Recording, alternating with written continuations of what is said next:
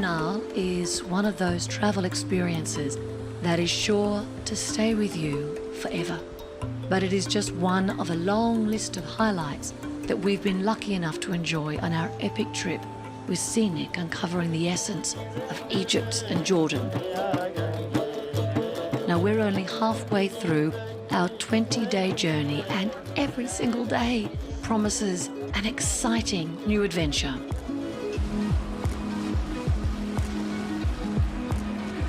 Now, where we're going to is the Temple of Philae. It is absolutely beautiful. But what is quite remarkable is they had to completely shift the location of the temple because they created in the 1970s the Aswan Dam. So rather than the temple being flooded and losing it completely, they just moved it. The temple complex is now on a neighbouring island, and access is only by boat. It was moved piece by piece in all of its original glory as part of an 8-year rescue project, ensuring all the incredible detail is still intact. Now, I've got a love story for you with a happy ending. Have you heard of the book 1001 Arabian Nights?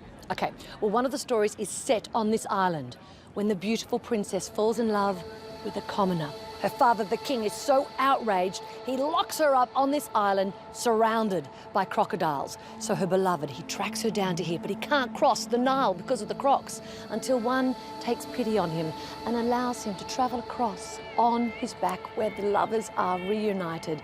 The king is so moved by this story, he allows them to be married and live happily ever after. The end. Back on the mainland, and Scenic has us booked in at what could possibly be the most wonderful hotel I have ever had the pleasure of visiting.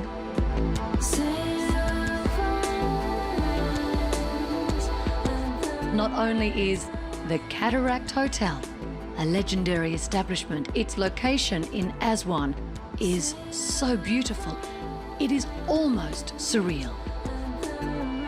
We actually have Thomas Cook, the man himself, to thank for creating one of the world's most iconic hotels. He not only knew that travellers would absolutely adore everything Egyptian, but the vision to create a hotel right opposite Elephantine Island at the very first Cataract Gorge, in a position where no big boats could possibly dock. No wonder they say the man was a genius.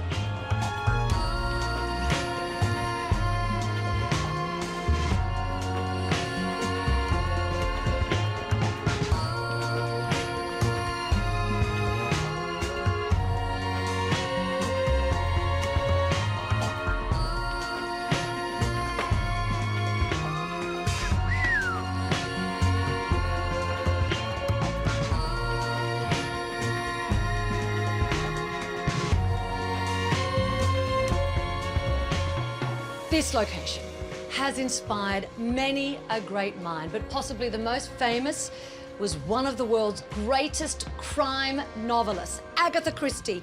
On this balcony is where she sat waiting day after day for her husband, who was an Egyptologist who would go out to work. She was so lonely, her brain started to tick over, and here is where she wrote Death on the Nile.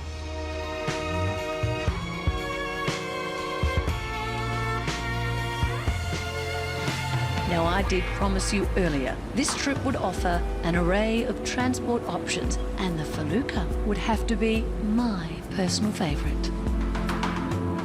These traditional wooden sailing boats still sail the Nile, as they have done since the time of the pharaohs. These days, they mostly transport tourists like us, and since the feluccas rely entirely on the breeze, it's a slow and incredibly peaceful experience.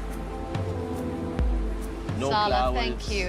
It's just such a perfect wind. afternoon. Yeah, it's beautiful. Just beautiful. And nice so, temperature. So lovely to be on a felucca. Exactly. Living like a local. Yeah.